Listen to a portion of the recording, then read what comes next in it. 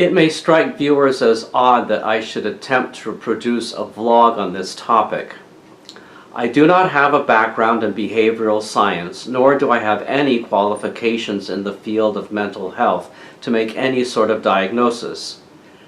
The reason why I'm taking up this subject today and for the next two vlogs is because of my own painful experiences dealing with family members, friends, and other associates whom I believe have or had narcissistic personality disorder, or NPD. I believe it to be of critical importance that I share my knowledge and experience of how people with NPD cause a great deal of harm to those around them. There are hundreds of videos to be found on YouTube regarding the subject. Most of them deal with romantic or spousal type relationships. These videos also address the effects upon children raised by parents with NPD and, to a lesser extent, the impact on co-workers and friends. For one who is living a vocation that involves a life of celibacy and a life in community, dealing with people with NPD in this situation has its own dynamic. So I will be reporting on this subject from this point of view. The words narcissist or narcissism derives from a figure in Greek mythology named Narcissus. He was an extremely beautiful young man who disdained the love and admiration of others. One day he saw his reflection in a still lake and became so obsessed and infatuated with what he saw that he was unable to leave the water's edge. His attempts to reach out and caress the image proved futile, as the resulting ripples of water would disturb the image. So he lay gazing at his reflection for the rest of his days. Many characteristics associated with narcissism are strongly evident in the myth. First of all, we know that a reflection in a mirror is not a true image, because what we see is a reverse image of what others see. Narcissus was not in love with himself, but infatuated with an unrealistic reverse image of himself. As we can all attest, infatuations produce in us unrealistic fantasies of perfection in the object of our affections. For Narcissus, his infatuation was a deadly obsession with an imaginary, unrealistic, and empty image. I hope you will excuse me for using the male third-person singular pronoun. As one holding a master's degree in English, I find today's use of the third-person plural pronoun something I cannot abide. Since most narcissists tend to be male, and since my experience in this regard have involved mostly men, I sincerely hope, given all the negative associations, that I will be easily exonerated. Persons with narcissistic personality disorder possess the following traits: an exaggerated sense of self-importance, accomplishments, and entitlement, a grandiose sense of superiority over other people, and the sincere belief that no one is his match or equal, a preoccupation with his own self-image and reputation, even if that self-image is false or exaggerated, a lack of empathy and compassion toward others, a weak filter when it comes to insulting and criticizing others, but outrage when the slightest criticism is directed back, an exaggerated sense of entitlement to praise, awards, accolades, and flattery, even though these are not deserved. The way I understand this disorder and its development is illustrated by my NP-dometer. As said earlier, I am not a trained or licensed healthcare professional. This illustration is based on what I have read and what I have observed about the narcissists in my life.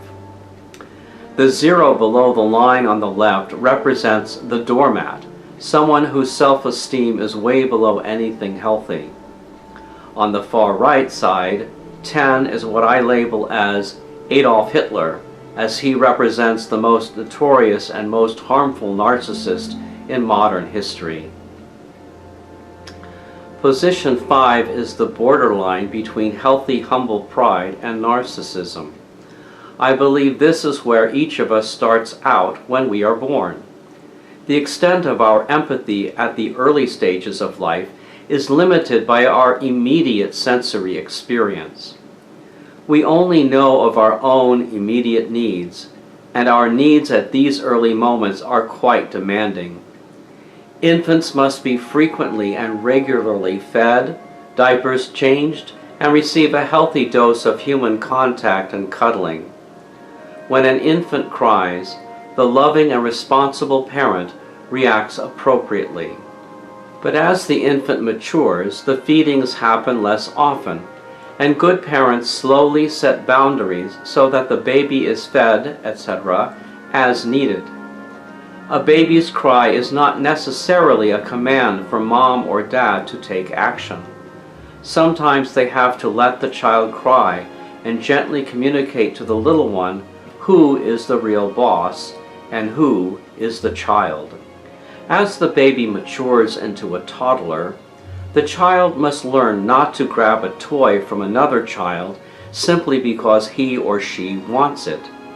A healthy child learns about sharing, waiting one's turn, and becoming aware of other people's wants and needs. Good parenting or not, children grow into young adults, and at some point take on the responsibility themselves for choosing to be or not be people of compassion and self-sacrifice for the good of others. Position 3 represents what I call healthy, humble pride. Pride in this regard is in the modern sense of self-esteem. I see it here as a sense of joy for being created in the image and likeness of God and endowed with certain gifts. Humility is truth. We are fallen and prone to error, but thanks to the grace of God, our defects do not have to defeat us. It is impossible for any one of us to constantly live at number 3. At times, we get a bit ahead of ourselves. Healthy pride can bleed into vanity, but sooner or later, life catches up with us. A friend, a loved one, or even a stranger might rightly point out that we have made a mistake. And, since we all make mistakes, more than likely the one observing our behavior is probably telling us the truth. Revelations of our faults and other difficult moments may make us feel lower than need be, but dealing with failure and humiliation can teach us valuable life lessons that help us gain a new perspective. In this process of healing, we can regain a renewed sense of balance. So if you are someone who is thankful for the good things God has given you, admit your mistakes, and genuinely feel compassion for others, you are doing just fine. Many people, I believe, get stuck at position 5, at the borderline. They never quite learn to be self-sacrificing, empathetic, or genuinely compassionate. Life, for the most part, centers around themselves. These people do not quite cross over into actual narcissism, but their focus is primarily on their own comfort and welfare. The world has to comply with their own personal views, or they jump ship, find another place, real or imagined, to hang out, away from anything or anyone that would challenge them or show them their real selves. Rather than harming others, these people probably do more harm to themselves. If such a person cannot command your consistent devotion and admiration, or deal with any of the criticism you offer him, he is more than likely to distance himself or disappear from your life altogether, rather than try and manipulate or change you to suit his own wants or desires. For a smaller part of the population, personality development takes a tragic and destructive turn. The actual causes of NPD are up for debate. Perhaps there may be some genetic causes, but many experts point to some kind of trauma, stemming from an event or an ongoing abusive home situation. Perhaps the parents were negligent when it came to responsible, loving guidance and example.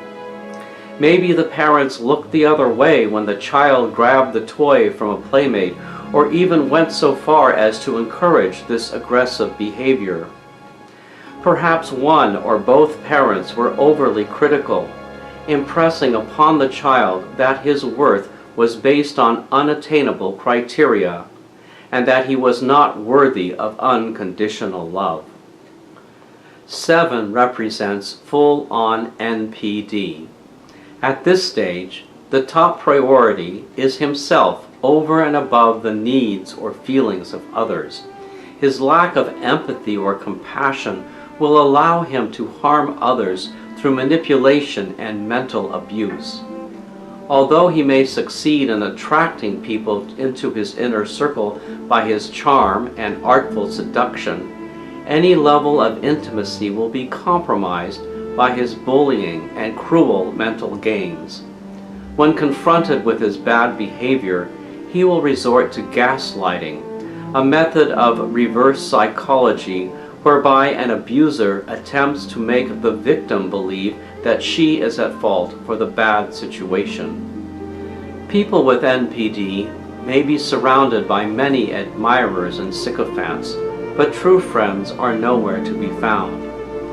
Those remaining loyal to the narcissist become enablers and suppliers for his vanity.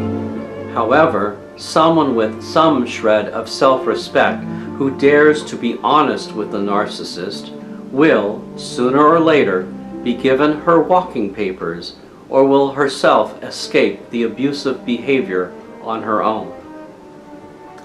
9 is the danger zone. Narcissists at this stage are a danger to society. These are the people who engage in harmful criminal activities or atrocities. A term used to describe such a narcissist is sociopathic narcissistic personality disorder. Such people have no conscience and no capacity for remorse for their actions. Such people are not necessarily easy to spot in society. They can be just as charming or appear to be innocent, even saintly human beings. They may be leading a secret double life, or, in a more public way, functioning as despotic world leaders. It is my unprofessional opinion that there are many narcissists in our midst. There is not a lot we can do to keep them from developing, but we can try to recognize these people and try not to encourage or enable them. Fixing these folks is unrealistic and nearly impossible. The best way to deal with them is by distance. If you are in a relationship with a narcissist, get out of it as quickly and as carefully as possible. If you are a person in charge of religious formation, narcissists should be shown the door before they can do any damage. There is more to say about dealing with people with NPD, which will be the subject of the next vlog. Thank you for watching. Please subscribe to this channel and hit the notification bell to be informed when my next video is available. Please be aware that I am not a mental health professional and have no qualifications to make a diagnosis. This video series is merely a report prepared by one who claims to have been victimized by persons with NPD. Consult with a licensed therapist if you believe you are a victim of any kind of mental abuse.